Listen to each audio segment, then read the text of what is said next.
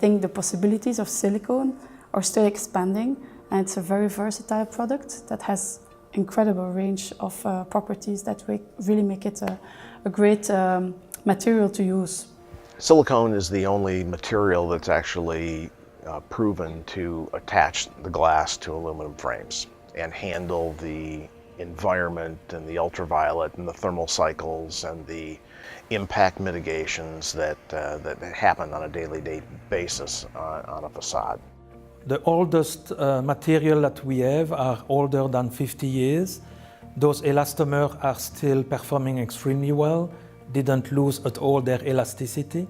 Every day that I'm alive, I learn about one more day of performance. It's proven, it's lasting. We have projects that have been up since 50 years more. We're still counting.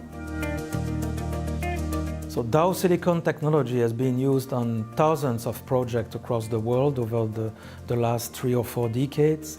The industry had a real hard time accepting the concept of adhesive attachment of glass to commercial buildings. And so people were looking at new technologies which not only allowed new designs, but also provided improved performance and durability over time. In fact, they started being easy with two-sided capture, where typically the verticals of the glass was captured and the horizontals were mechanically retained. And then that slowly moved into the idea that glass would be attached on all 4 sides. So over time, it's almost each year or each second or third year, there was a new layer of requirements and market needs coming up, which added to the benefits of structural glazing. The oldest project that we have is a 2-sided structural glazing in the 60s. The 4-sided structural glazing, the first one was in 1971 in Detroit in the US. Both projects still perform very well.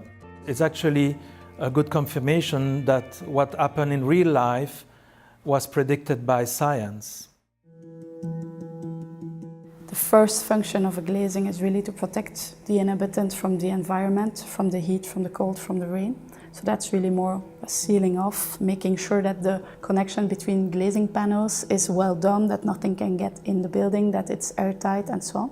And in the weatherproofing applications, where I'm going to seal panels on the exterior of a building, these materials undergo thermal changes every day and must maintain a watertight seal. Silicone structural glazing provides you both structural benefits and energy efficiency. It basically gives the lowest thermal conductivity because of the absence of a metal frame that will convey cold and heat to the interior of the building. You don't have that in a structurally glazed facades. Silicone glazing sealants can provide the most durable long life for the building. Well, the unique thing about the silicone materials is the actual strength of their polymer backbone. It's a bond that has a lot of length, but also a lot of strength and flexibility, and UV light doesn't hurt it. One of the advantages of silicones is that the silicone polymer itself does not absorb UV light, ultraviolet light. And there's a law in photophysics which basically says only light that gets absorbed can cause damage. And so that's the reason why silicones have this tremendous UV stability and in all a very, very good durability. And so structural glazing was shown to have benefits in the bomb blast resistance of buildings. We have proven that if you do a structural glazing, with certain conditions obviously, of glazing, and you have a bomb blast, the silicone will not break. So it will still hold the glass. The glass might break if it's not well dimensioned, of course, but the frame with the glass is still present. Then over time, as you look at places like California or Japan, where there's a lot of seismic activity, people found out that those buildings, especially 4-sided structural glazing, has benefits under seismic movements, because the silicone basically isolated the movement of the glass from that of the substructure. Silicone enable windows to become hurricane-proof because you actually have a bond between hurricane-proof glazing and windows frames. Then people started to notice that there are other benefits with the silicone structural glazing technique, like you have less dirt deposition on the building, so the surface is a smoother surface. So when it rains, the water runs down in much more homogeneous sheets of water, and so have less dirt depositing on the building.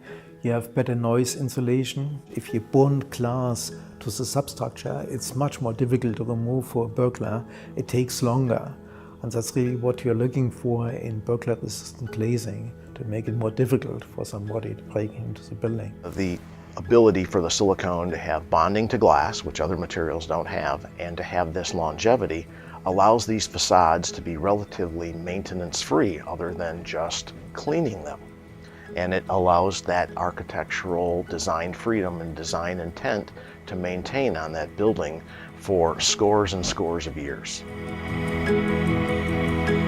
Architects, designers, they really try to differentiate, to find the building that's going to be a bit different from the others. They really try to innovate. The whole idea of an architect is to imprint their label. It's a little bit like branding, to imprint their label on a building. But of course they are also accountable, responsible for the execution and the performance of the building. They are looking to have as large glass as possible, as much transparency as possible. They're able to put up glass on the side of a building without having to have obtrusive metal pieces or clips holding it in place. So really it gives them the freedom to design the way they want to design to give the full views that they envision. They want curved shapes, not just straight panels. They want very tall towers, so of course extreme loads. But what is the most important, I think, is really the aesthetics and the clarity of the solution. We work very closely with designers and architects to meet those key challenges. Dow follows his customers over the whole lifetime of the project. I think the key element is the early interaction, really, to be at the forefront, talking to the architect, talking to the engineer, talking to all parties involved. Then we go, of course, once it's assigned, defined, and they go for a specific material that we have advised, we will do specific testing in the lab to verify adhesion, to verify compatibility with all the accessories that can be in direct or indirect contact. So consequently, then we are able to review their blueprints. We're able to do the testing and provide the correspondence and the knowledgeable service and support to help educate the contractor. There's supporting technologies that help us service the customer even better. So we have lab testing services that we've done for many years, but we've been able to digitize that, and then we've been able to put it into a database. We also have a digital tools which is called COOL, like Construction Online, where actually our customers can send us digitally their blueprints for our engineer to review. I see that we have invested in understanding the thought process of architects and understanding the megatrends in construction and really catering to those needs and designing products that address those needs. So silicone is really a proven technology that lasts. You have a hard time, you really have a hard time to take a silicone to failure. The oldest material that we have are older than 50 years. Those elastomers are still performing extremely well. Silicones allow you to improve your sustainability footprint. But again, longevity and durability are the cornerstones of silicone sealant technology. What is the life expectancy of silicone? It may be 75 years, 100 years. But based on the experience we have so far, we can definitely state it's 50 years plus. Actually, silicone is far from having delivered all of its potentials. We are still innovating in there, so we are innovating by proposing silicones with a different strength, higher strength, but also with more specific innovation like the crystal clear structural glazing silicone. And we'll see the use of that increasing because it will reduce the amount of metal in the system, and then therefore it will increase the transparency and the connection to the exterior environment. There must be technologies out there such as triple glazing, for instance, 3 panes of glass, that will enable glass to continue to be used as a facade material. And we need to stay at the forefront of these conversations to understand how silicone can enable that. Nowadays, every developers keep challenging the height of buildings, and we have been working closely with different environments in different locations that to meet those local specifications and the project specification needs. So these multifunctional aspects of what we will ask in the future in facades is certainly there, and silicone has a bright future to contribute to this trend. The benefit of looking back in terms of history is getting to this element of proven performance, which is very important to everybody. So you have to take everybody along, explaining to them, yes, we have those 30 or 50 years of experience, but at the same time you have to provide solutions for the future. And those solutions are often different from the solutions which were used in the past.